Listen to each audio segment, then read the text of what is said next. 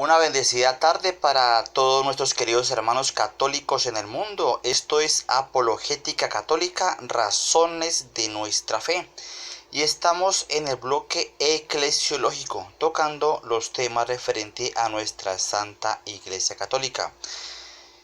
Para hoy, y vamos a comenzar con las características esenciales de la Iglesia única y verdadera de Jesucristo.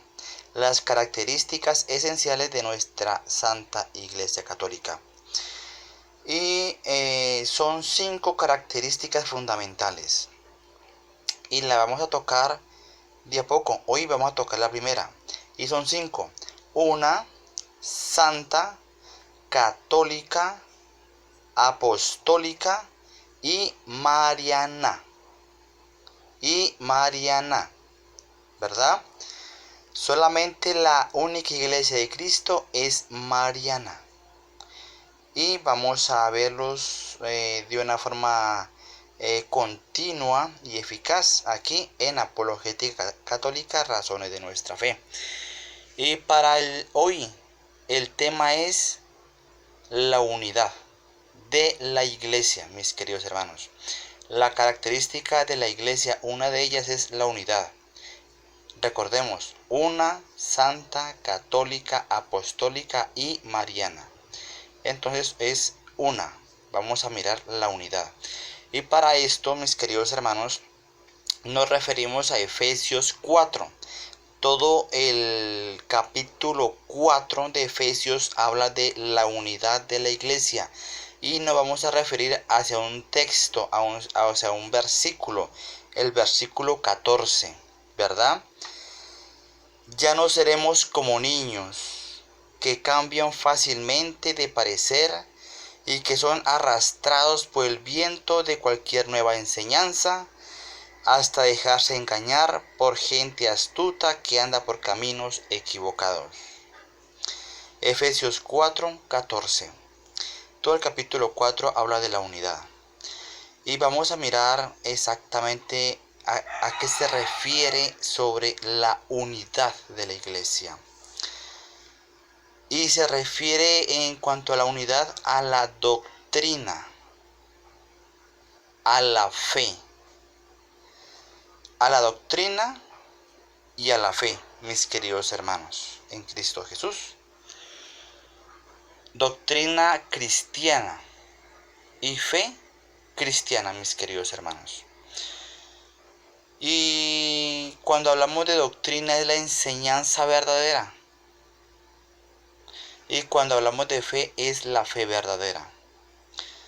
En nuestro mundo existen ahora muchas doctrinas y muchas fes, pero no son auténticas, no vienen de la espiritualidad apostólica, mis queridos hermanos.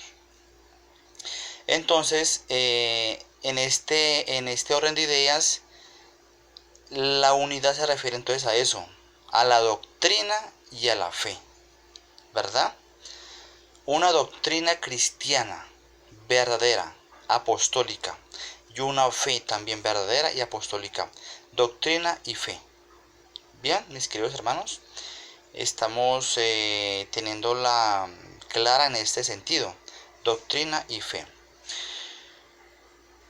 Y vamos a referirnos también ahora a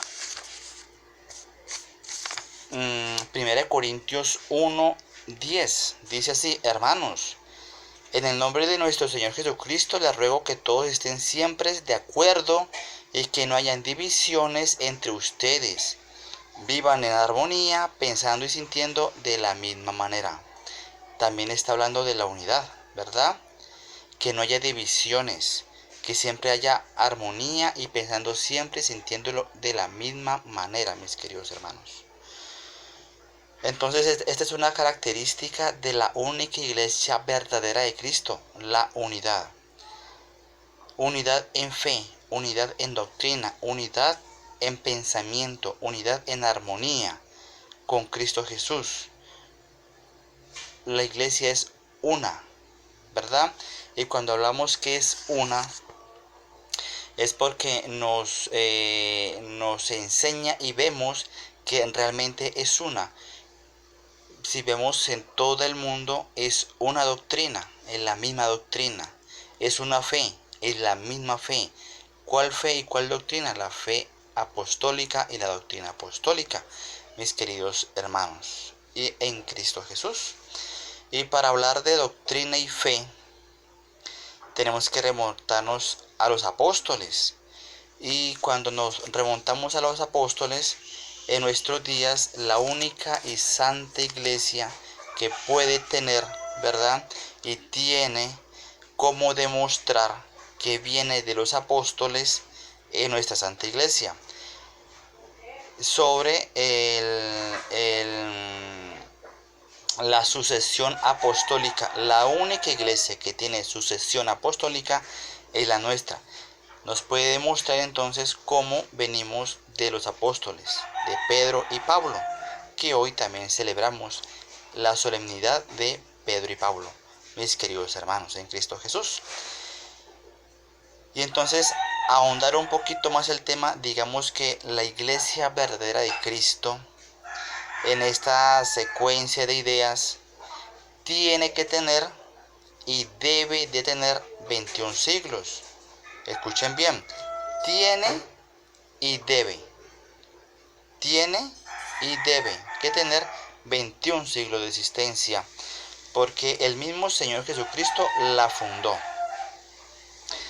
Él también le garantizó perpetuidad, cuando dijo entonces, ¿verdad? Y las puertas del infierno no prevalecerán en contra de ella. Eso quiere decir que le garantizó perpetuidad. ¿Quién la fundó? Jesucristo, ¿verdad? Él mismo, personalmente, en su persona, fundó la iglesia. Y le dio perpetuidad. O sea que siempre va a existir a partir de su fundación. Eso quiere decir que la iglesia siempre ha existido y nunca ha dejado de existir por la perpetuidad de Cristo Jesús que se la garantizó. Eso quiere decir que Jesucristo ya en sus tiempos la fundó hace 21 siglos. Eso quiere decir que la iglesia tiene que tener y debe de tener 21 siglos de existencia, mis queridos hermanos. Efesios, entonces, Efesios 4, ¿verdad? 4:14 y 1 Corintios 1:10 hablan de la unidad, y hay más pasajes, pero nos quedamos con estos dos que son contundentes, ¿verdad? La unidad en el Espíritu, porque es entonces el Espíritu Santo quien garantiza esta unidad. Es el Espíritu Santo, es entonces que garantiza esta perpetuidad. Es el Espíritu Santo entonces quien anima y sigue edificando y animando a la Santa Iglesia de Cristo, ¿verdad? Animándola en la evangelización, animándola en la vida espiritual, animándola en la vida sacerdotal, en la vida laical, en el apostolado, en la vida de plenitud y en la gracia con nuestro Señor Jesucristo y junto con nuestra Virgen María. Recordemos que también es mariana la iglesia verdadera de Cristo. Hermanos y hermanas, esto es un poquito de apologética católica, razones de nuestra fe, originando desde la bella ciudad de Santiago de Cali, Colombia, para todos nuestros queridos hermanos católicos en el mundo.